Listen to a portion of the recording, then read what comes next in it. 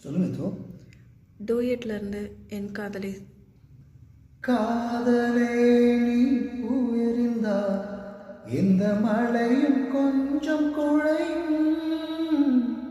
காதலே நீ கல்லெறிந்தா இந்த கடலும் கொஞ்சம் கலங்கும். இனி வீழ்வதா இல்லை வீழ்வதா, உயிர் வாழ்வதா இல்லை போவதா,